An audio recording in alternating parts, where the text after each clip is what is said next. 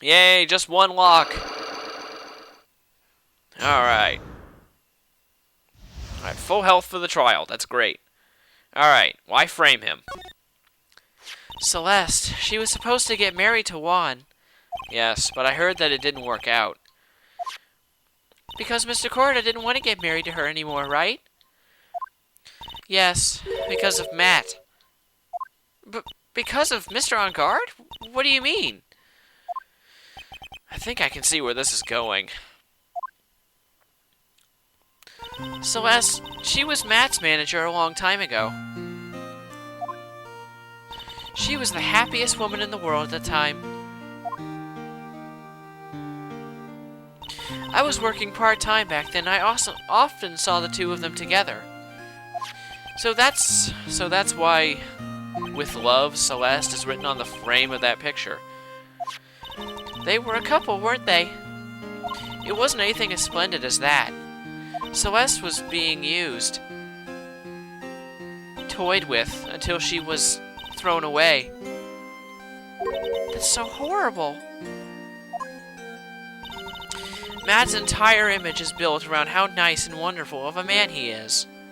A scandal would have destroyed that. Which is why Celeste, in her kindness, moved over to Worldwide Studios. And that's where she met Juan. She seemed really happy with him, even happier than when she was with Matt.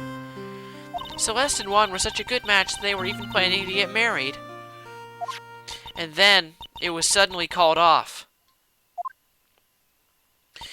On the night Juan called their marriage off, Celeste, she killed herself. And that's why I framed Matt. It was revenge for Celeste and for myself. Alright, revenge. I'm sure even you can guess why Juan called off the wedding, right? Matt confessed to Juan about his relationship with Celeste. I see, so that's what happened. But then why did Mr. Corda have to call off the wedding? I don't understand at all. It was probably because of his worthless male pride. Juan and Matt were always fierce rivals. Matt waited for the wedding announcement and then unleashed the truth upon Juan. He was aiming for when it would hurt Juan the most. Poor Miss Impax. That wasn't the end of it.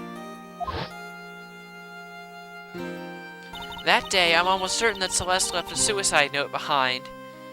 And in that note, she left a detailed account of Matt's various misdeeds, and so that she would never again be hurt by Matt, she chose to die.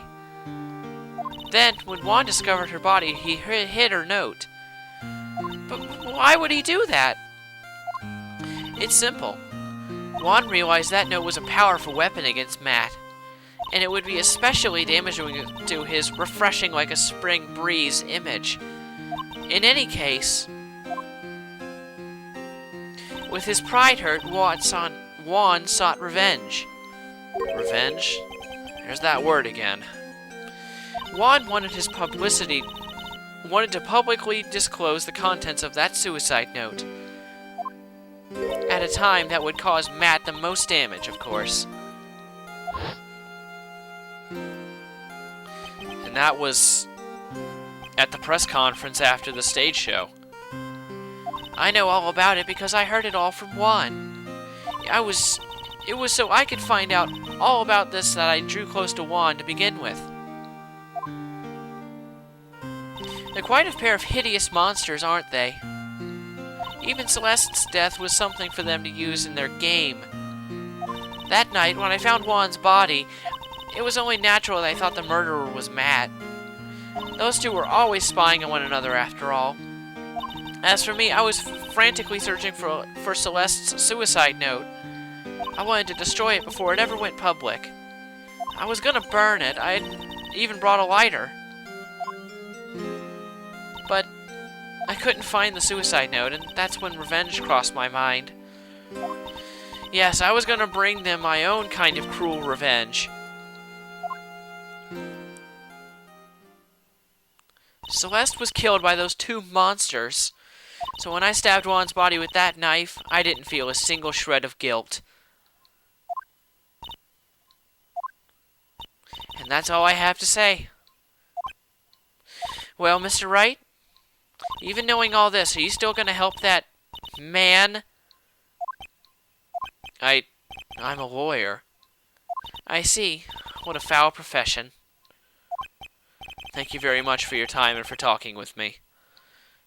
It was no big deal. I couldn't sleep anyway. I can't sleep either. Not with Maya's situation. Or with what I know now.